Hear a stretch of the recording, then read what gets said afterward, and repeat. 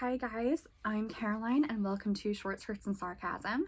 And today I'm going to be talking about the books that I brought to London when I moved here 6 years ago. So as you know, I'm from Northern California, and as you might guess, I acquired a lot of books in my tenure there, and I had to pack up most of them in a cardboard box, and they are now sitting in my parents' garage. I did bring some though. I brought 6 books with me. It has now expanded to about 200. As you can see, this is my only bookshelf. There's more around. So I thought I would tell you what I thought the most important books to me were at that time. And so the first one is Birdsong by Sebastian Faulks. Now I don't have it with me. I did take it back to California, and it is now sitting in my parents' garage, along with Charlotte Gray, which is not a sequel, but I think that the two of them work very well together, and we will get to that in a moment. So I bought Birdsong at one of my favorite bookshops at home. It was run by a family friend. He has now since sold the bookstore, so he no longer works there. But it was secondhand bookstore and coffee shop, so I spent a lot of my time after school and high school hanging out there and properly caffeinating myself.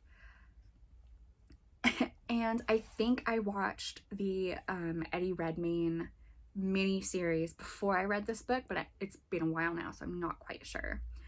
I can't remember which came first. But when I moved, I brought it with me because I wanted to get some books I owned but hadn't read yet, and I wanted to read this one for a while, so it came with me and I loved it, and I've been chasing that Sebastian Faulks high ever since.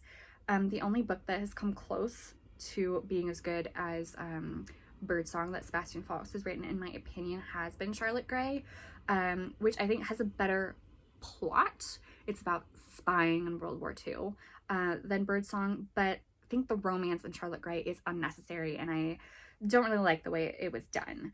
And that's a great contrast to the romance in Birdsong, which was a relationship I could really get behind.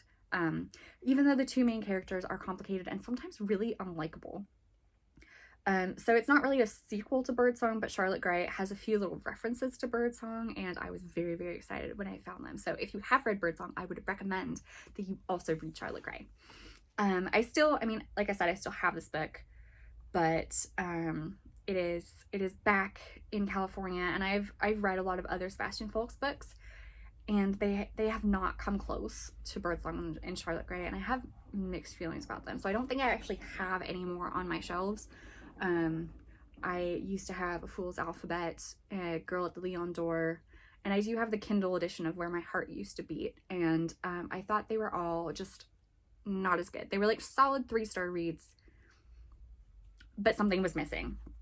So next on my books I brought to London pile is Knickers in a Twist, a dictionary of British slang by Jonathan Bernstein.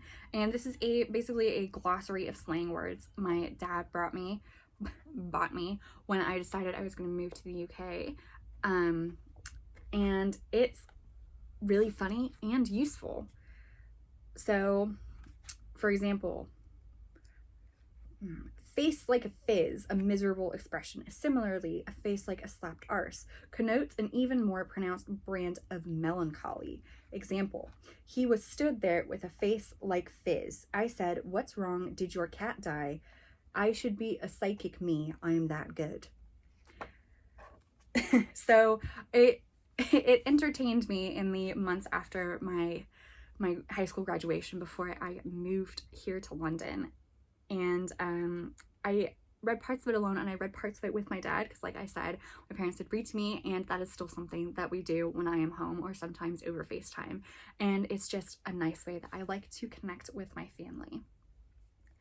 Now the next one is My Cup Runneth Over by Cherry Whiteock. Got it here.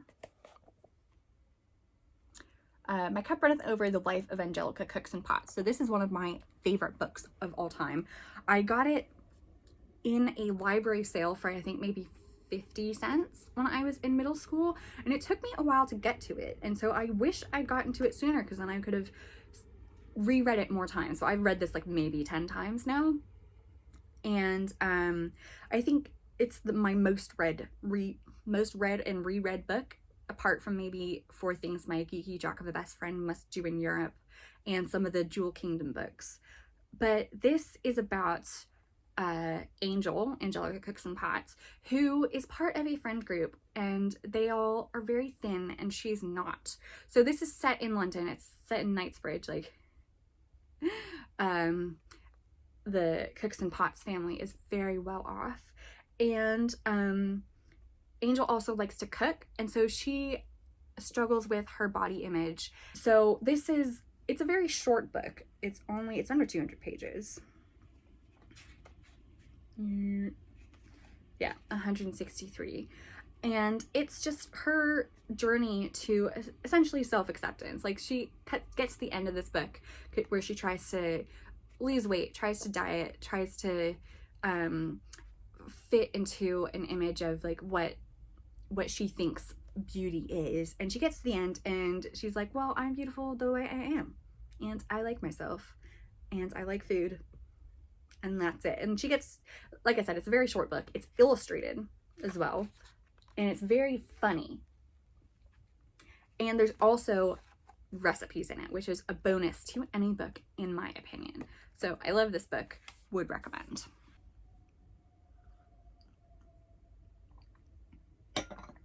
So the next book I brought with me to London is Neue Gedichte by Rainer Maria Rilke. Now, I haven't read this yet.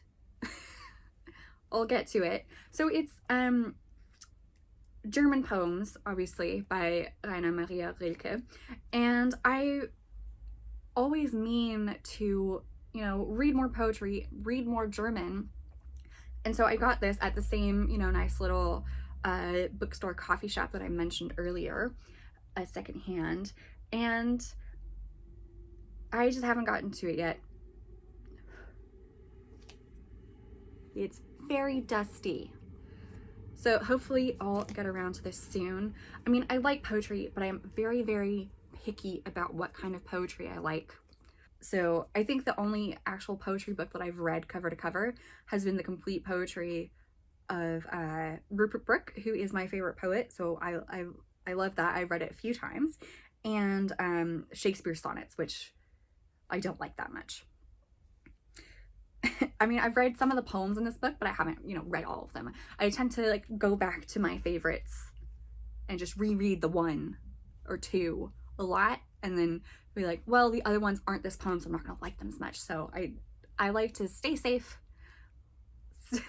stay in my comfort zone when it comes to poetry, and I am hoping to change that. So my next book is The Perks of Being a Wallflower. So I had read this a few times in high school. It's also a book that I've reread a lot of times, and it was one of my favorite high school reads. But I think that to enjoy it, you have to read it as a teenager, at least read it first as a teenager, because Charlie, the main character, is sometimes whiny and he's very immature, and rereading this as an adult, I still enjoy it, but I get very irritated with Charlie. I'm like, why are you like this?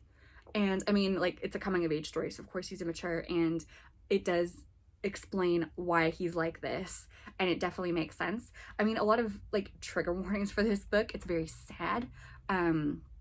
There's mentions of suicide and child molestation, and so in that way it's a very heavy book, but Charlie tries to put a light tone on it, which is also something that reading it as an adult I find very jarring, because he's been through a lot of trauma, and he's like, oh yeah, this is a normal thing, and it's not normal, and I want to give Charlie a hug.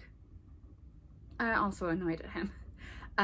So it also has a lot of 90s nostalgia attached to it, so I do like to read it for that reason as well. My last book in my 6 books I brought to London is Watching the English by Kate Fox. And Kate Fox is an anthropologist, and she essentially did research on why the English are the way they are and put it into a big book.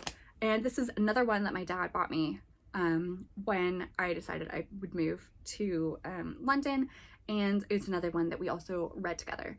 So we especially like the pub chapter. And it's actually really useful because it explains, you know, like pub etiquette and why British people just talk about the weather all the time. It's a very entertaining read because I'm sure if you have ever been to England or are English or are foreign but have lived in England, you know the English can be quirky. So I would definitely recommend this as either, you know, research or entertainment. It is both, which is what I look for in my fun nonfiction. So that is it for me. Those are my 6 books I brought to London with me when I moved here in 2014.